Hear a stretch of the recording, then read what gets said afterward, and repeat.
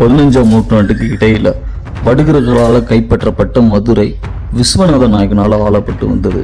ஆனா மதுரையை கைப்பற்ற முடிஞ்ச வடுகர்களால பாண்டிய நாட்டை முழுமையா ஆள முடியல. ஏன்னா பாண்டிய நாடு முழுவதும் குடும்ப கட்டமைப்புகளோட வாழ்வியலாகவே இயங்கி கொண்டு இருந்தது.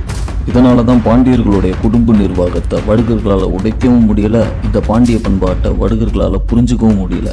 இதன் காரணமாகவே சிறு சிறு பாண்டிய தலைமைகளால் வடுகர்களுக்கு எதிராக தொடர்ந்து யுத்தம் நடந்துகிட்டே இருந்தது.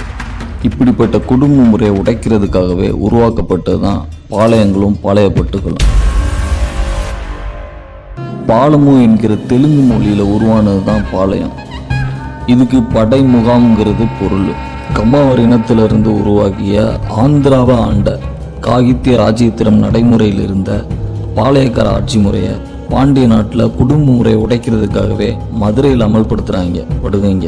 இப்படி பாண்டிய நாட்டில் அமல்படுத்தப்பட்ட பாளையங்களோட எண்ணிக்கை 72.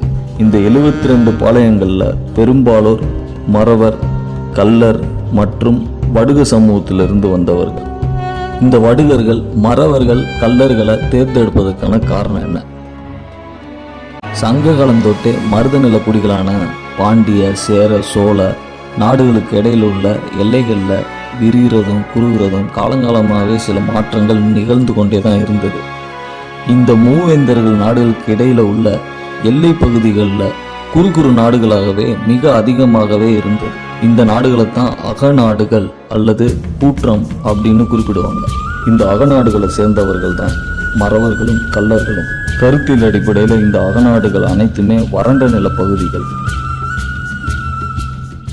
மருத நில வாழ்வியல் மற்றும் பண்பாட்டிற்கு அப்பாற்பட்டு வாழ்ந்தவங்க இந்த அகநாட்டவர்கள். குறிப்பாக வேளாண்மை நிர்வாகத்துக்குள்ள வராதவங்க. இதனாலேயே பாண்டிய நாட்டவர்களாக இல்லாம அகநாட்டு கட்டமைப்புகளுடன் பாலைநில வாழ்வியலை மேற்கொண்டவங்க. இந்த அகநாட்டவர்களான மறவர் மற்றும் கல்லர்களைத்தான் வடுகங்க பாளையப்பட்டுகளாக நிர்வகித்து இவங்களை பயன்படுத்தி பாண்டிய நாட்டை கூறு போட்டாங்க.